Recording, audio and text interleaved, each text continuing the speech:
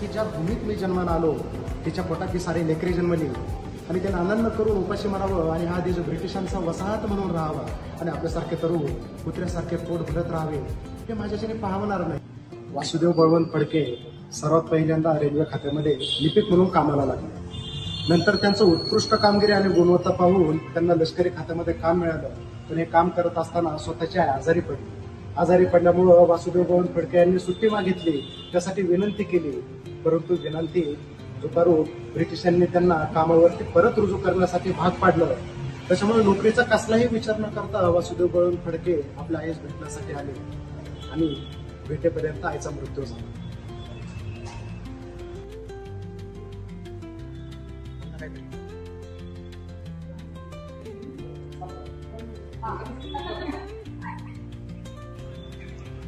वासुदेव बळवंत यांनी ब्रिटिशांविरोधात बंड पुकारली आणि महागाड्या रामोशांना संघटित करून ब्रिटिशांविरोधात संघर्ष आणि बंड पुकारून त्यांनी आपली सैन्य तयार केली. सैन्य तयार केल्यानंतर त्यांनी श्रीमंतांच्या घरी फिरून दरोडे टाकून गरीब आणि दुबळ्यांना मदत केली.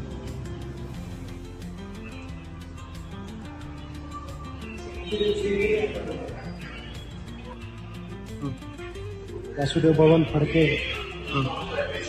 बळवंत फडके यांचा परिचय पाहिला तर त्यांच्यावरती सर्वात मोठा प्रभाव न्यायमूर्ती महादेव गोविंद रानडे आणि सार्वजनिक काका गणेश वासुदेव जोशी यांचा फडके यांच्यावरती प्रभाव पडलेला आपल्याला दिसून येतो. ज्यावेळेस ते त्यांच्या तालमीत जात होते, तलवार असेल दानपट्टा असेल ते शिकण्यासाठी लहुजी वस्ताद साळवे आणि रानबा महार यांच्याकडे ते कुस्तीसाठी जात होते आणि ते त्यांना गुरु समजत होते.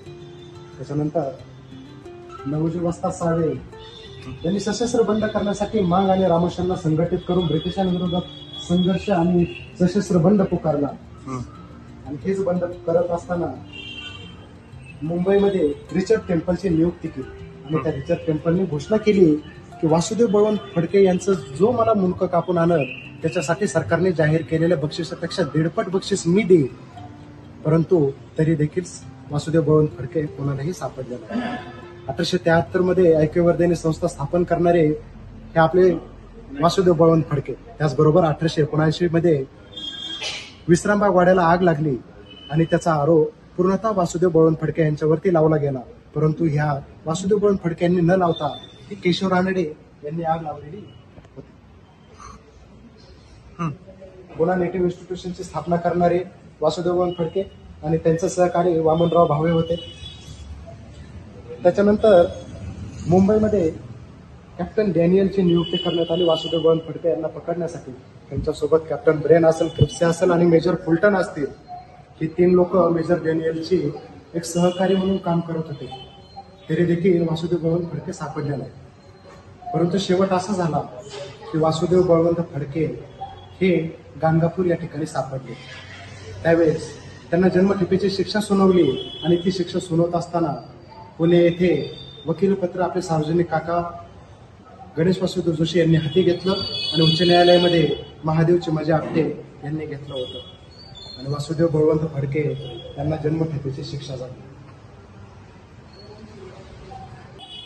वासुदेव बळवंत फडके ज्यावेळेस उच्च न्यायालयामध्ये एक वाक्य बोलतात, ते वाक्य बोलतात की ज्या भूमीत मी जन्माला आलो तिच्या पोटात ही सारी लेकरे जन्मली आणि त्यांना आनंद करून उपाशी मारावं आणि हा देश ब्रिटिशांचा वसाहत म्हणून राहावा आणि आपल्यासारखे तरुण कुत्र्यासारखे पोट भरत राहावे हे माझ्याच्याने पाहणार नाही.